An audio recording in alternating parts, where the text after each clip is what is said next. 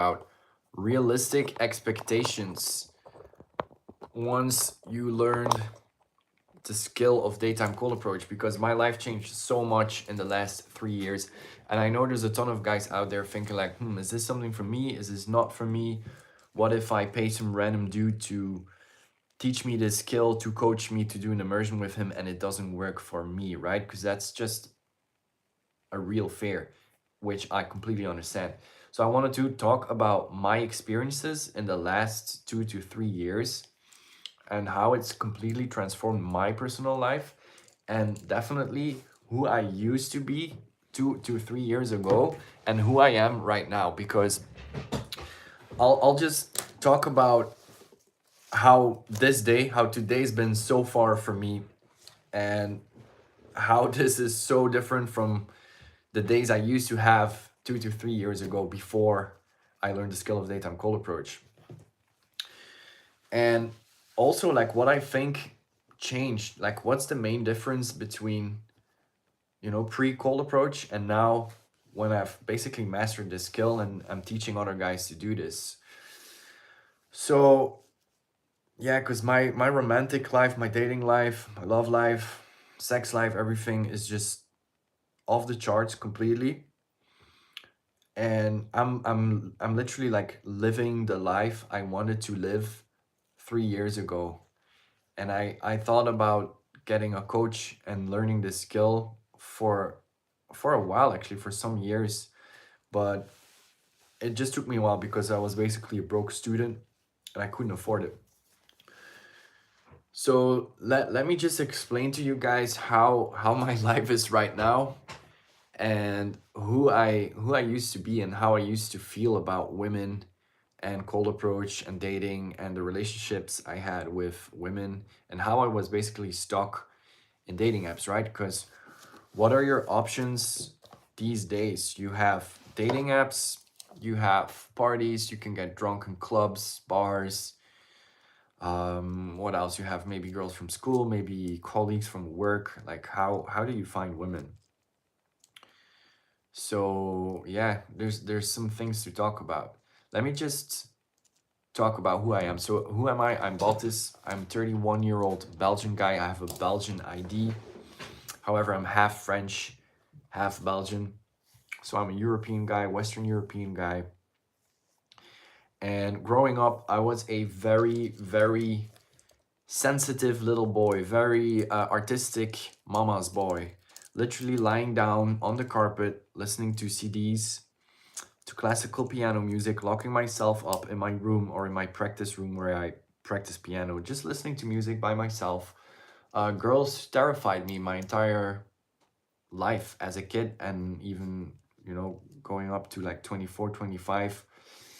Um, it was just horrible. And I would see these guys in school, the cool guys in school, I would see them doing so much better with girls, and I just didn't understand why. I was like, I'm a good guy, I'm doing the right things. I respect women, right? I respect them, I'm good to them. I have a lot of artistic and emotional and intellectual value, and I have a personality and my intelligence, and so on and so on and so on. So why is it not working? And how come that the other guys who are basically more rude to them, um, or pulling them and kissing these girls and sleeping with them? I didn't understand that at all. But I guess the impact of your culture and, family structure and personal history on how you deal with women is a topic for a different video. But just something I wanted to say is that I used to be extremely introverted, and talking to women just seemed as a complete impossibility, a, a challenge too high, too much for me. I just had no fucking idea how to do it. Girls would make me so absolutely nervous. I would just literally tremble on my knees, be too afraid to talk to them. So yeah. Let me talk about how my last year was, what kind of experiences I have had with women, purely and only from daytime cold approach. So no dating apps, no parties, clubs, and so on. So it's about a year ago. Well, we're December now. Yeah, let's say it's about a year ago. A girl from Italy flew over to Belgium to meet me. So I met her through Daytime Cold Approach 1 year before that.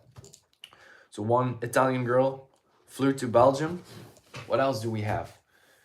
I spent almost 5 weeks in Barcelona, where I did a complete immersion with Joseph, with Ephraim, the other guys from the entourage. Had an incredible dating life there, just totally off the charts. That my very first infields on this channel, you can see him. That's literally the first time I was on camera. Is I think if you click on the homepage and you have this title, I close a model and her twin sisters. That's literally the first time I was on camera.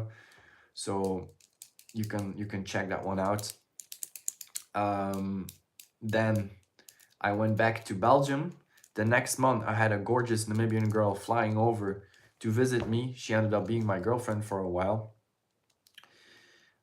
So this is all cold approach, cold approach, cold approach, cold approach. Forget about, you know, buying expensive drinks, going to noisy clubs with girls. It's complete bullshit. So cold approach. Then what happened? I was in Belgium. Then around June, July, I went to Serbia with Joseph and Ephraim again. Then came back to Belgium, had a girl from Serbia fly over to Belgium to visit me. I went to Rotterdam. You can see that on the videos. I went to Breda. 2 days ago, I had a girl from Breda, which is in the Netherlands, take the train to visit me. All of this because of cold approach, okay? And I don't want to hear this garbage from guys saying like, oh, yeah, but you're tall. You're a tall blonde guy, you know? You're blah, blah, blah. You're so confident. Yeah, because I learned the skill of daytime cold approach, because I invested in it, because I'm doing so many reps. I'm just a normal guy. I'm not rich. I'm not ripped. I go to the gym, but I'm not jacked. I'm not ripped. I've worked normal jobs for the biggest part of my life. I've been a hotel manager for a while. I've been an order picker. I've been a retail sales worker in a motorcycle shop selling motorcycle helmets and spark plugs and motorcycle oil. What else have I done? I've been a bartender for a long time. So just normal guy, normal income. So there's basically no reason to think or delude yourself into, you know, making excuses about it's not going to work for me. Here's the thing. It's not about becoming seductive and becoming very good at cold approach. You don't need to do that. It's about doing the approach. If you can find a wingman, a good wingman, like I have here in Ghent, I have a good wingman. If you can find a guy that pushes you and makes you do it, you'll get results. If you're somewhat presentable, if you're not stupid, if you're somehow socially calibrated, if you have a job, if you have somewhat of a stable life, these are actually pretty normal things to expect, pretty normal results you can get from daytime cold approach. Of course, I've pushed it a little bit further because that's just how I am. So yeah, I just wanted to say this, like, what can you expect from daytime cold approach? It depends how much you invest into it, time-wise, how many reps you do, and it mostly depends on who's teaching you the cold approach. Who are you doing cold approach with? Because the worst of the worst, the absolute worst, is thinking you know how to approach and deluding yourself into thinking, oh, I've got the skill, you know, I can do it. Then going out and doing everything wrong while thinking that you're doing it right, which I saw multiple times. I saw this in Belgrade. I saw groups of guys going out together, basically sucking like terribly stupid cold approaches, just the worst of the worst. So you need to, and this is, by the way, a blind spot you have if you're new to cold approach. You basically don't really know what's good cold approach and what bad cold approach looks like. You don't know. So that's kind of that's a tough one, because how do you know as a viewer that I know what I'm doing? You know, you can watch the infields. Maybe it gives you a good feeling. Maybe it gives you a bad feeling. I remember watching infields from the Natural Lifestyles from James Marshall. And something told me like, yeah, this guy, he knows what he's doing. I trust that this is real. But for me, it was too seductive. I couldn't cope personally with the fact that this guy was running around in Budapest and in New York, closing models. It was too much for me. So it made me feel uncomfortable. I would watch infields and then click away, and then a day later watch him again and click away. And the gap between who this guy was and who I was just, it was just too much. So I didn't like it. Made me feel bad about myself. That's why the rejection compilations and the I have a boyfriend compilations get a lot more views, because it makes guys feel better about themselves. So yeah, let me see what we have in the chat here. Do you think the myth that guys are good in sales are good with women? Well, seduction is sales. Those are definitely transferable skills. So it makes sense. Yeah, sales is talking to people. It's not just talking to people, but it's definitely an extension on your social skills, just like seduction. So yes, well, I'm not sure if that's a myth. I mean, it's probably just a fact that a lot of guys that are really good at sales are also good at talking, and therefore good at talking with women. However, don't think you need to be very extroverted. So for guys who are introverted and shy and really in their head, you don't need to be very talkative. You don't need to be extremely expressive. I'm actually, if I take a personality test, which I did several times in my life, I'm actually in the middle of the spectrum, of introversion and extroversion. I'm literally in the middle. I'm slightly like 1 or 2% on the extroverted side, but I can be very introverted as well. I like to be alone. I don't have the need to go out and socialize constantly. I do have this need, but not every second of the day. And as I said in the beginning, I used to be a very shy kid, very afraid kid, very protected, as men are in Western society. We're not hunting in the jungle. We're not taking risks. We're we have to be home on time. We have to be, our parents tell us to be safe. We should just go to school, don't take any risks, get a job. It's a really protected and very safe and very comfortable lifestyle. So basically everything that's even a little bit out of your comfort zone um, can feel scary, like talking to women. So yeah, let me just describe my day. I don't have a lot of time today to do a long life. I just wanted to talk about how much I've changed and how much you can change. Let me talk about my day today. So I woke up, had breakfast, I went to the gym. The very first conversation I had today in the gym was a Brazilian Belgian girl, so half Brazilian, half Belgium. Had like a 10 to 15 minute conversation with her. So just, hi, you're very beautiful, you're very attractive. Just wanted to talk to you. I don't use dating apps. I don't use Tinder or Bumble. So when I find somebody very attractive, I just talk to them. Got her Instagram, um, talked to her a little bit longer. Had some weird guy approach us together while I was talking to her, asking something to her, like, oh, how many sets do you have left on this Smith machine, right? And just ignored the guy, got her Instagram, set up the date for tomorrow evening, then went on with my workout, then went to the supermarket, then approached a girl there that's just absolutely gorgeous. So I just said, look, I just had to talk to you. You're just stunning. Um, she half Italian, no, half Tunisian, half Italian, but grew up in Belgium. That's it. Set up the date with her for Friday evening.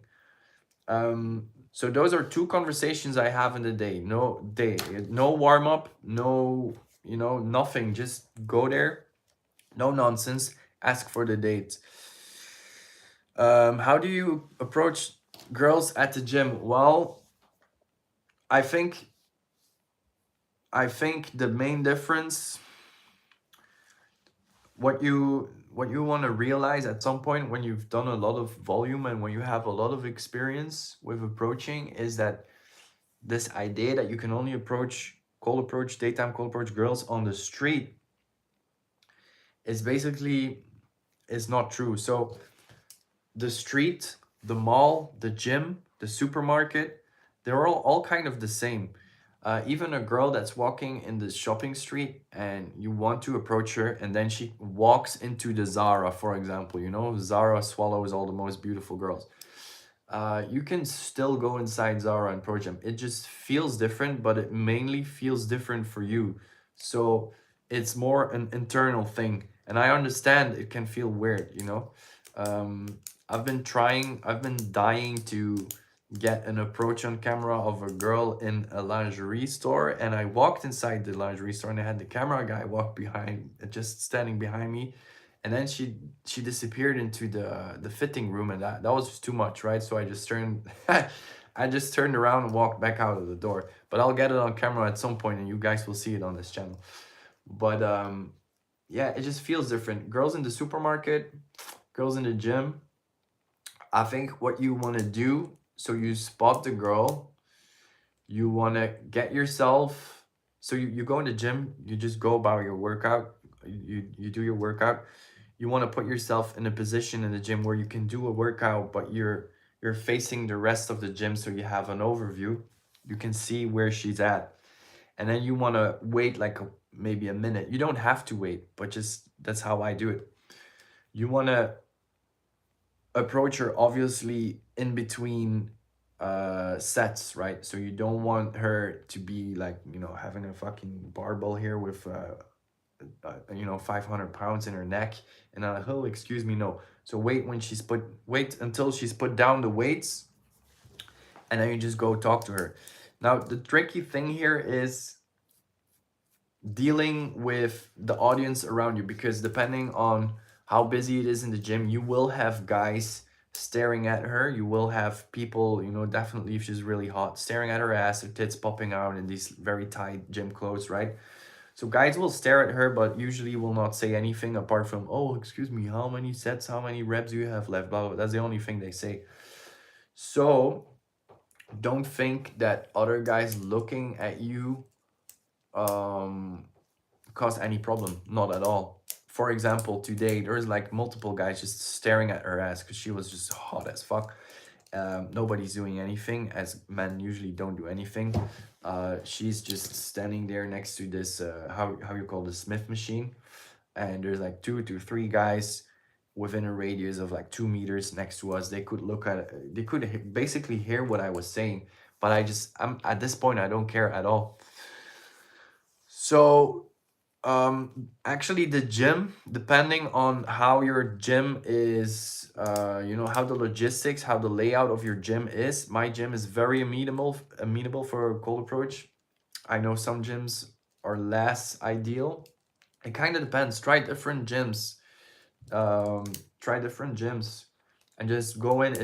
Wait till she's done with her set, just go directly. Usually they'll be listening to music, they'll have AirPods or something else. You want to wave at them, make sure you have their attention, you have eye contact first.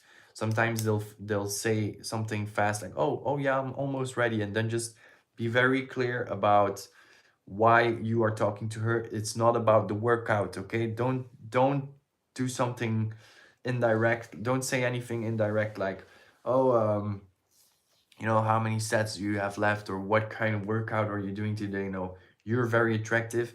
So excuse me, do you speak English? Do you speak Dutch? Do you speak French, Arabic, whatever language you speak? You're very attractive. Let it sink in. Hold the eye contact. That's what you want to do. So that's how I approach girls at the gym. You might want to try different gyms. Yeah. So just so you know, even if you feel very introverted right now, very shy, you have the feeling that you can do more, you're frustrated and stressed when you see very attractive girls at the gym, on the street, in the supermarket, at the Christmas market, because it's Christmas now, right? see these stunning hot girls. You think you should go to some party, get some drinks going, right? Loosen up, get a beer, get another beer. Maybe I'll get in the mood. Um, Such a waste of time. Dating apps are such a waste of time. I installed Bumble about 2 weeks ago. I've already deleted it. I had maybe one or two matches.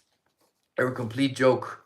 Do you really want to go on a date with like a six and then sit there and think to yourself like, I don't deserve this. I know I can do better. I'm going to the gym. I have a decent job. I have a decent life. I've got my shit together. Uh, and I have to deal with these kind of women. That's just garbage. It's bullshit. So yeah, I think I'll leave it at this. If nobody else has a question, I'm just gonna leave it at this. I have other things to do right now. So I'm a normal guy. I have a normal job. I work in sales now. Before this, I did normal jobs. You want to travel as well, do some solo trips.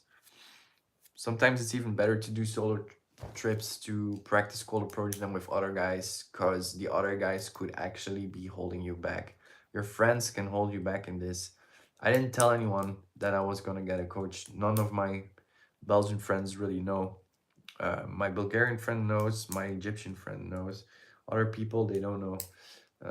Now my family knows I have a YouTube channel, but yeah.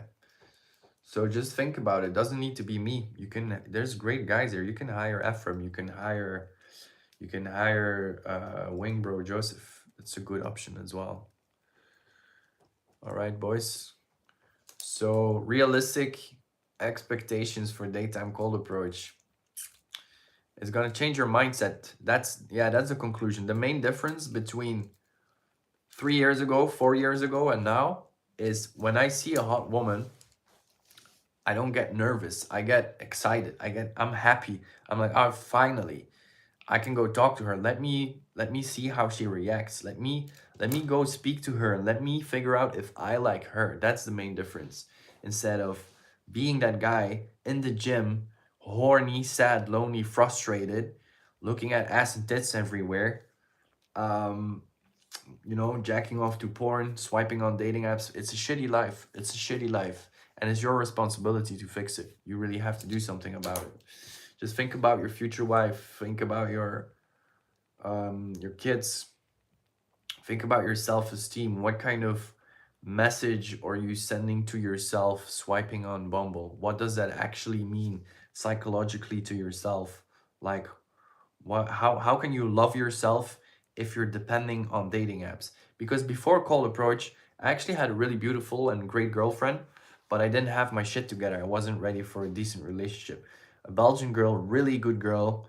Um, she was absolutely crazy about me, but I could not live with the fact that I was incapable, too stressed out, too nervous to talk to beautiful women in public. I met her on Tinder. It was just a lucky, lucky shot, lucky surprise on Tinder. Definitely the most gorgeous girl I ever met on Tinder. But she was just insecure, lonely. That's why she made the profile, desperately looking for a boyfriend. Uh, that's how I met her. But I knew deep down, I knew the only reason I know this girl is because of Tinder. And if Tinder doesn't exist, if dating apps don't exist, then what do I do? You know, what do you do if dating apps don't exist? You're completely screwed. What are you gonna do? Go out with your friends to the bar and have another beer? It's just ridiculous. It's such a waste of time.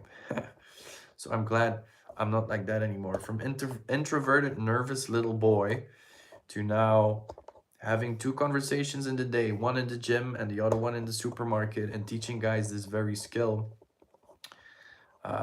Just being a normal guy. You don't need to be rich. You don't need to be famous. You don't need to be tall. You don't need to be very good looking. It's just not necessary. It's about confidence, being straightforward.